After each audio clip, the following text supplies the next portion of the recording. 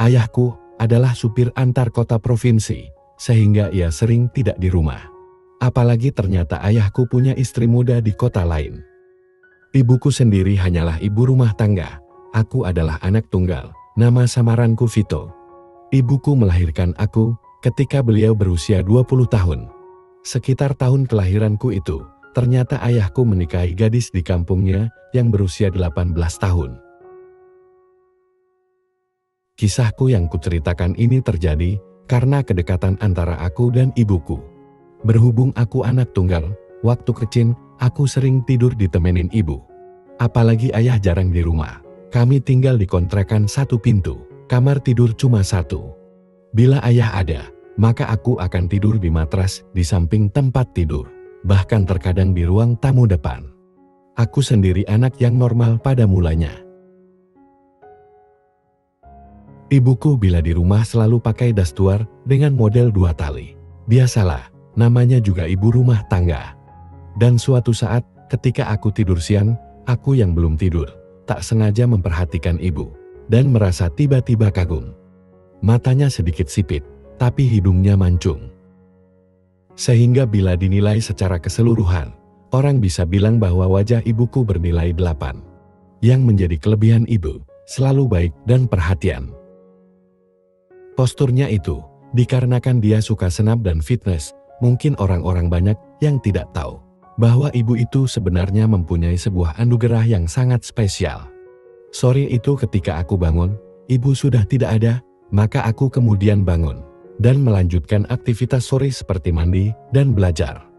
Namun, mulai dari situ aku selalu teringat kasih sayang ibu dikala aku masih kecil dulu. Malamnya aku menunggu ibu dengan tak sabar. Ketika akhirnya ia masuk kamar dan tidur, aku yang masih polos dan belum tahu benar atau salah, belum takut dimarahi untuk banyak hal, maka aku mengatur bantalku di sampingnya. Ibu sedikit kaget, namun tidak berkata apa-apa. Inginnya aku tidak tidur, aku berusaha terjaga sebisa mungkin. Bu, Vito mau boleh gak bu? Mau apa? Minta jajan ya, ini tanggal tua Fit, ibu gak punya uang sayang. Suatu hari, ibu sedang nonton TV sore-sore. Berhubung kami tak punya bangku, kami memakai karpet lusuh di tengah ruang tamu tanpa perabot lain. Hanya ada lemari di situ. Ibu biasa nonton TV tidur miring menghadap TV. Bu, Vito minta uang jajan dong, masa gak ada sih bu? Ku ulangi perkataanku, sementara aku di belakangnya. Kamu jangan marah ya. Tapi kali ini ibu memang gak ada duit nak, jawabnya lagi. Vito akan gangguin ibu terus, kalau gak dikasih uang. Pikirku ini adalah solusi, karena kalau dikasih duit aku bisa jajan, kalau enggak aku bisa iseng terus ke ibu. Maka aku beranikan gangguin ibu lagi, agar dikasih uang jajan.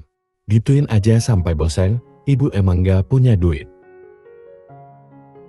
Aku memang senang bercanda ria sama ibu.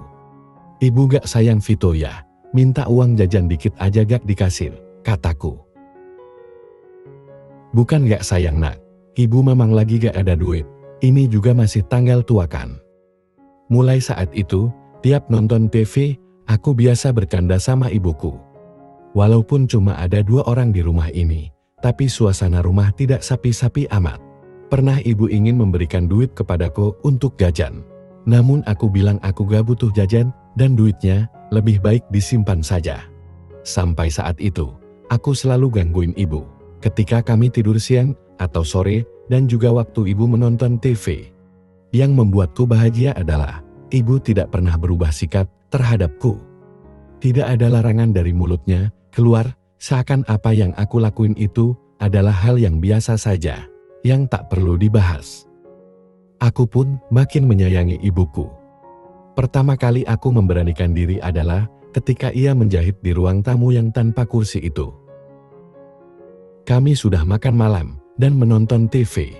Aku sudah bercanda ria seperti biasa, karena itu salah satu cara keakrabanku dengan ibu. Namun ibu baru ingat bahwa ada baju yang harus dijahit.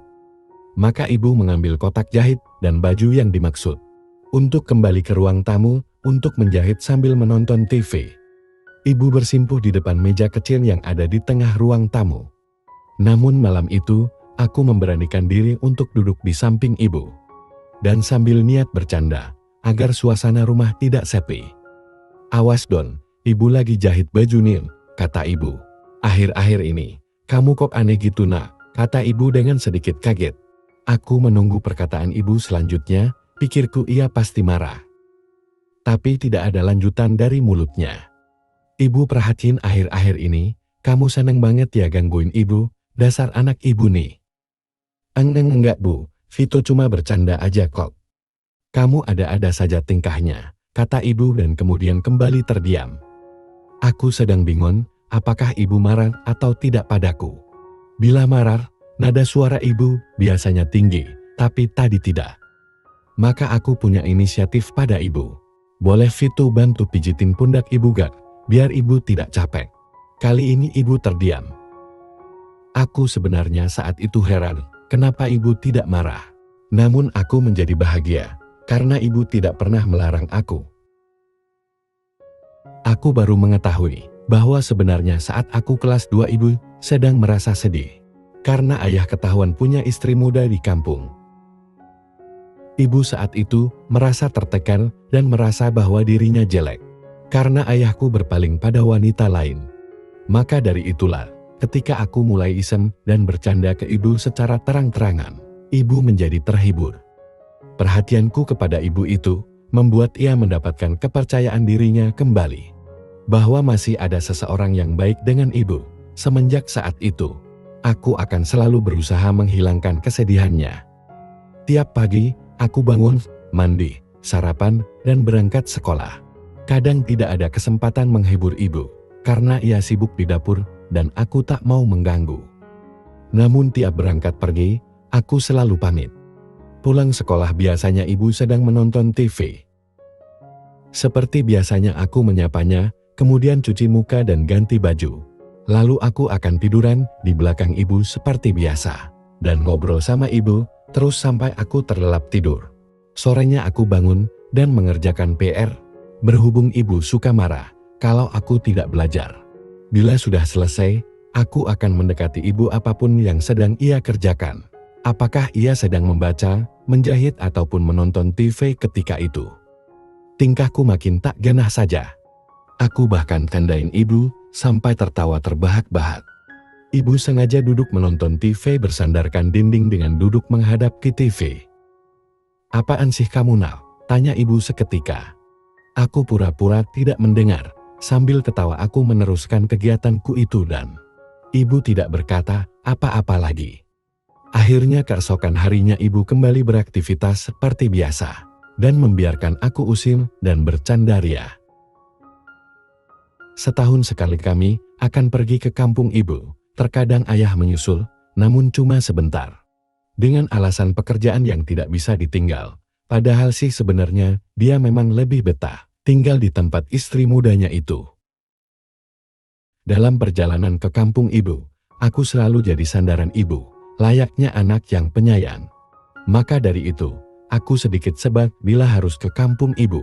Karena jarang dapat kesempatan, kalau di sana, di rumah nenek kami diberikan kamar tidur. Adik bungsu ibu, yang saat itu masih berumur 24 tahun, yang bernama Nindi. Sebenarnya orangnya cantik, tapi dari dulu aku selalu menganggapnya sebagai kakak perempuan.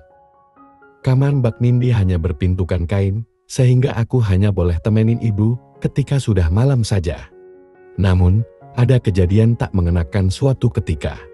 Waktu siang hari, saat di rumah nenek, pagi-pagi kami berkunjung ke rumah bibiku, yang satunya lagi. Ibuku 3 bersaudara, dan kami kembali ke rumah nenek ketika sudah siang. Waktu itu, aku bermaksud bercanda dan tak sengaja juga. Namun ibu memarahiku dan melarangku, aku menurut. Kami yang kelelahan karena perjalanan, akhirnya tidur. Aku bangun duluan, kulihat ibu masih tidur telungkup, sementara kepalanya menoleh ketika itu. Mbak Nindi menyibak pintu kamar dengan membawa handuk. Mungkin ia mau bersih-bersih mumpung masih pagi. Tiba-tiba ia terpaku melihatku, kemudian seakan tersenyum padaku, dia pun menutup pintu itu dan kemudian pergi dengan sedikit bermain mata. "Jangan terlalu lama, nanti ketahuan loh." Pada saat itu aku sedikit kaget dengan kata-kata Mbak Nindi yang nyelonong ke kamar mandi. Barulah ketika sore hari telah tiba, aku menjadi takut. Apakah Mbak Nindi akan mengadukan kami ke nenek, atau mungkin ia akan memberitahukan ini kepada orang lain? Namun ketika aku bertemu Mbak Nindi, dengan kikuk ia berkata bahwa ia ingin berbicara kepadaku malam harinya. Malamnya, Mbak Nindi dan aku mengobrol di kebun belakang, agar tidak ada orang yang dapat mendengar. Tadi Mas Vito ngapain sih, kok kelihatannya aneh gitu? Dengan terbata-bata aku berkata, cuma bercanda sama ibu aja kok Mbak. Kenapa harus begitu Mas? Ucapnya. Soalnya di rumah udah biasa gangguin ibu, Vito suka aja begitu, Mbak jangan bilang orang lain ya. Takutnya ibuku yang kena marah nantinya. Mbak Nindi menyanggupi untuk tutup mulut. Namun kulihat sorot matanya, Mbak Nindi masih menyimpan tanda tanya malam itu. Aku tidak begitu memperdulikannya saat itu. Tidak ada insiden lain setelah itu, sampai akhirnya kami pulang ke rumah. Dan untuk sementara masalah itu terkubur di kepalaku. Ketika saatnya tidur waktu malam, aku ngobrol sama ibu tanpa takut lagi. Karena bagiku, Mbak Nindi sudah menyanggupi tutup mulut. Akhirnya, tiap siang dan malam, aku sering bercanda ria. Aku gembira sekali ketika bisa nganterin ibuku membeli baju baru dan juga beberapa daster baru. Aku sedikit banyak mulai berpikir juga. Tampaknya ibuku menyukai kalau aku menghiburnya. Aku ingat ketika aku pertama kali melihat ibu memakai daster barunya. Kebetulan saat itu baju tren gaya baru yang memakai tali. Ketika pulang sekolah dan aku selesai ganti baju, aku bergegas duduk di belakang ibu. Seperti biasa kami mengobrol. Karena memang hanya aku satu-satunya teman ibu saat ini. Kayak ngelihat setan kamu, sebegitu kagetnya, kata ibu.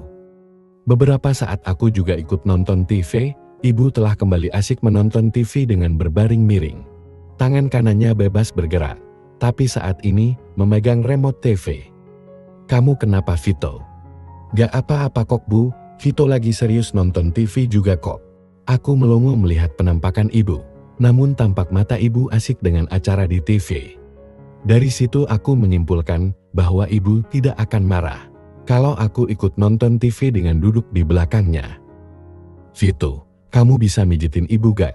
Badan ibu capek banget. Tolongin ibu ya Nan, ucapnya. Siap Bu, aku pun segera bersiap memulai tugasku. Sepertinya ibu memang kelihatan capek sekali.